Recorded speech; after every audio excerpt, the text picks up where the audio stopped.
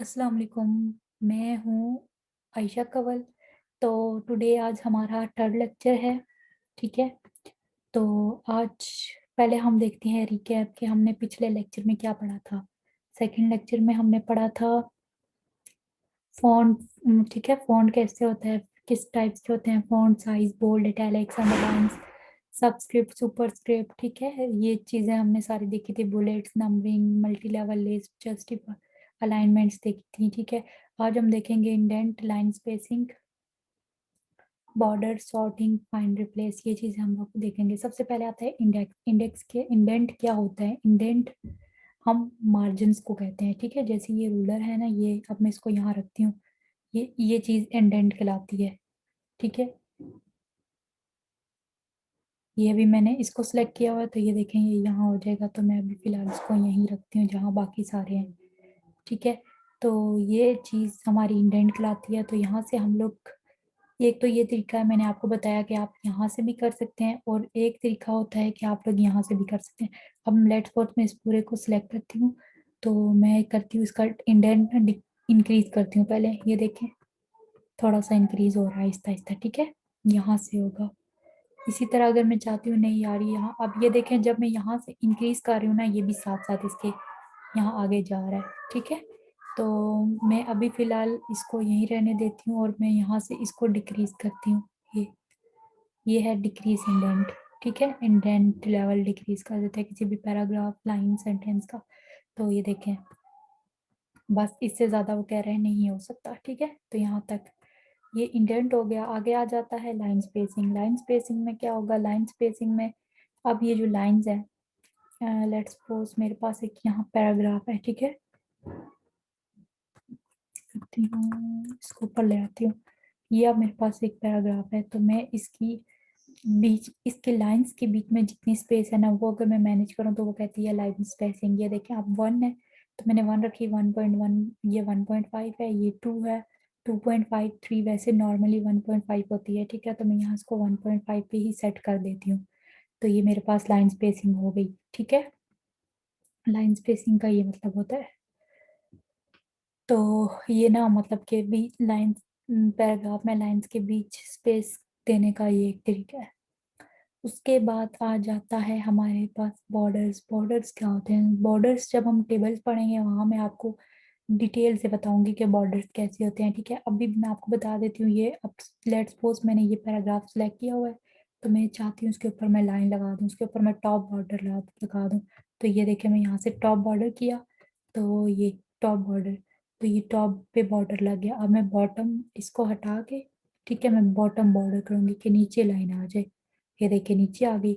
अब मैं करूंगी लेफ्ट, लेफ्ट पे आ जाएगा। फिर मैं करूंगी राइट, राइट पे आ जाएगा। ठीक है। और अगर ये सारा मैंने रिमूव करना है कि मतलब ये सारे बॉर्डर हटाने, तो मैंने कहूंगी नो बॉर्डर।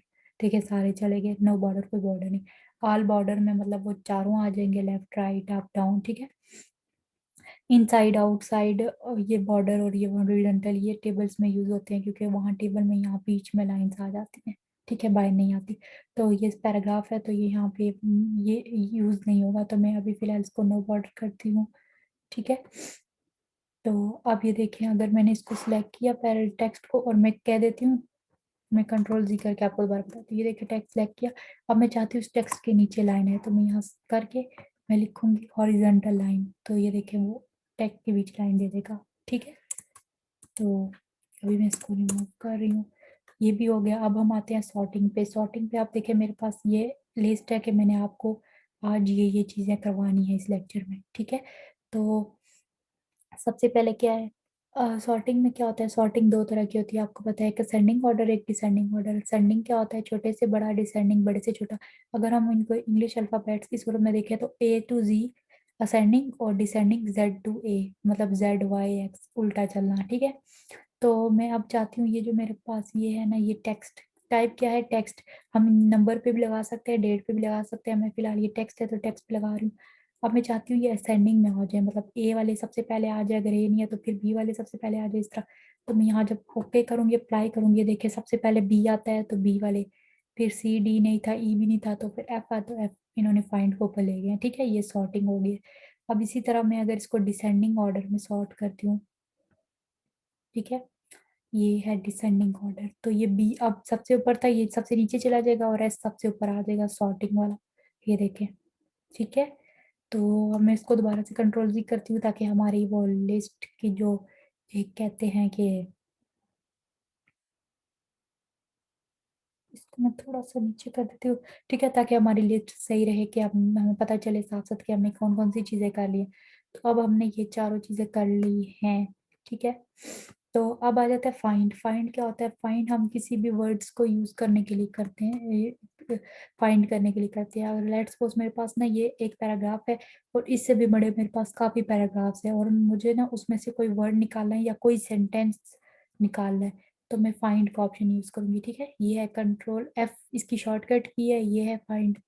इसको ये मैंने देखे फाइंड पे क्लिक किया, तो अब वो पूछ रहा है आपने क्या फाइंड करना है, ठीक है। तो मैं यहाँ लिखती हूँ कि मुझे जहां जहां कंप्यूटर है वो मुझे फाइंड करना है। तो मैं जब ये देखें जब किया तो वो बता भी रहा है 3 मैचेस किधर हैं, और यहाँ से उनको ये हाईलाइट भी कर रहा है कि ये वर्ड 3 दफा यहाँ आया है, ठीक है। ये फाइंड का काम है और इसकी मैंने आपको शॉर्टकट की बताई है, क्या है? कंट्रोल प्लस एफ, ठीक है। तो ये हो गया। अब मैं अब भी आपको एक और वर्ड फाइंड करके देती हूँ। मैंने ये पूरे टेक्स्ट में ये जितने भी जहाँ भी होगा नहीं वो बना लिखेगा। अब मैं यहाँ पे लिखती हूँ कि मुझे तुम ना क्या फाइंड करके दो, दा फाइंड करके दो। तो पूरे टेक्स्ट में उसने देखें, ठीक है, दा में अगर मैं दा के बाद स्पेस दे देती हूँ उसको पता चल जाएगा कि यहाँ पे ये वर्ड कंप्लीट हो गया है, तो वो सिर्फ दा को ही फाइंड करेगा। बट अगर मैं दा के बाद स्पेस नहीं देती ना, तो देखिए यहाँ पे डियर भी है, इसके आगे भी वो कह रहा है कि आप बार अपने, इसलिए मैंने स्पेस दे दिया कि मुझे सिर्फ दा चाहिए। अब वो 2 मैचेस दे रहा है मुझे यहाँ पे 2, उनको बता भी रहा है हाईलाइट करके, ठीक है। तो ये है फाइंड का काम। अब आ जाता है रिप्लेस। अब मैं इसको क्लोज करती हूँ और अब मैं आ जाती हूँ रिप्लेस। रिप्लेस हमारे लिए यूज होता है कि अगर हमें कोई वर्ड चेंज करना हो, लेट्स सपोज अब मेरे पास यहाँ, वो क्या करेगा? सबसे पहले फाइंड वर्ड, क्या फाइंड करो? कंप्यूटर, ठीक है।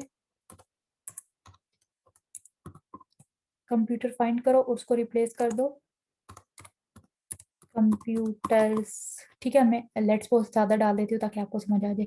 तो मैं इसको एक इसी को कर लूंगी ताकि सबको एक ही दफा रिप्लेस कर ले, रिप्लेस ऑल, ठीक है। वो कह रहा है कि 3 रिप्लेसमेंट्स हो चुकी हैं आपके डॉक्यूमेंट की, हैज कंप्लीटेड, ठीक है।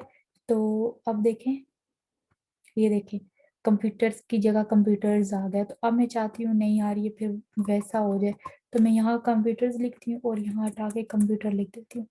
तो अब देखना वो दोबारा से हो जाएगा। ये देखें आपको दोबारा से word has completed it search 3 replacements, ठीक है। ये चीज़ है। अब यहाँ से अब देखें यहाँ पे फाइंड, यहाँ भी आ गया है, यहाँ भी आ गया है गो टू, ठीक है। किसी भी पेज नंबर, आप पेज नंबर से भी फाइंड कर सकते हैं कि आपने कब किस पेज पे जाना है। अभी ये पेज 2 पेजेस है और मेरे पास अभी एक पेज है, मैं उसी पे काम कर रही हूँ, ठीक है। तो मैं यहाँ अगर पेज नंबर 1 जाऊँ, 1 लिखूंगी, तो वो पेज नंबर 1 पे टॉप पे आ गया, ये देखें, ठीक है। ये इसका काम है।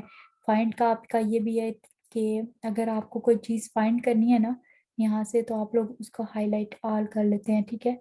कि मतलब जो भी चीज़ हमें यहाँ से फाइंड करनी है उसको हाईलाइट कर दो, और एक चीज़ अगर हमने फाइंड कर ली है तो फाइंड नेक्स्ट कर देते हैं कि अब ये वाली चीज़ भी फाइंड करनी है, ठीक है।